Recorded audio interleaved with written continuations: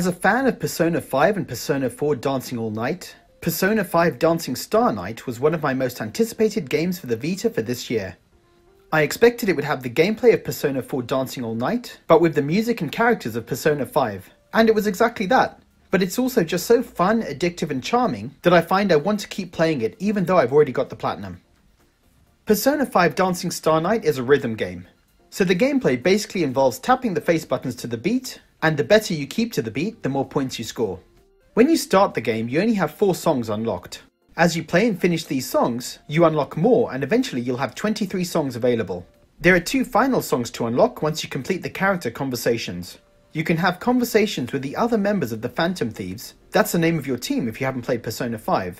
These are unlocked by completing some very specific tasks. For example, getting a certain number of perfect notes, trying on different costumes, or by getting a brilliant rating in a number of songs.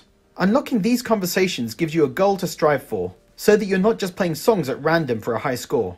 I imported the game and the conversations are all in Japanese, so I couldn't understand them. I'm really looking forward to the game coming out in the West so I can actually hear what everyone is saying. There are dialogue options in the conversations, but again, I don't know what the options meant. It didn't affect the outcome though, or the reward you get for completing the conversation. After you complete 5 conversations with each character, you unlock a little mini-game where you search the character's bedroom for a hidden card. Again, I'm looking forward to the Western release because as you explore the room, you can click on items and a text box pops up. I'm curious to read all of these when I get my hands on the Western release. These conversations replace a story mode that was in Persona 4 Dancing All Night. I do think it's a shame to not have a story mode, but I like the way the challenges and unlockables were structured in Dancing Starlight to keep driving you towards unlocking all the conversations through trying all the different options and songs available in the game. Unlike Persona 4 Dancing All Night, there is much less grinding to get the platinum, which is appreciated. So I've talked a lot about the conversations, but how's the music? Well, it's superb. Most of the songs are remixed tracks from Persona 5 and I love them. Some grew on me over time and some I loved straight away.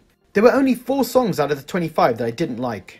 As you play each song, you'll have a character from the game dancing to the music, and 1 or 2 secondary characters will join in if you trigger the fever mode in the song. I really like the dancing animation, especially when Futaba joined as a partner. Her dance routine was so charming and silly it was hard not to get distracted. I bought the collector's edition so I got the soundtrack CDs too. I put the songs on my phone, but just listening to them wasn't the same as playing the game. It was just more fun to be tapping the button to the song as the character dances. It gives you the feeling that you're participating in the song and adding to it rather than just listening to it. You can change the difficulty of the song and also add assists or challenges to make it harder or easier. Some of the challenge options include having notes disappear or notes moving in wavy directions to confuse you. On hard difficulty and all night difficulty, which is basically hardest, I found it pretty much impossible to finish a song without adding some assists. I much preferred just playing on easy or normal and enjoying the game and the song. I finished a few songs on hard just to get the platinum trophy, but I found it pretty stressful trying to keep track of all those notes. Overall, I had such a good time with Persona 5 Dancing Starlight. Even though I've got the platinum and technically finished the game, I've still booted it up again just to play some of those songs. I can see myself coming back to it again and again, and I can't wait for the Western release to have an excuse to play through the whole thing over again. So guys, are you planning to pick up Persona 5 Dancing in Starlight when it comes to the West? Since it's a digital only release, I know this may put some people off, but if you're a fan of Persona 5 and its music, then you should definitely keep it on your radar. Leave a comment below, and as always, thanks for watching.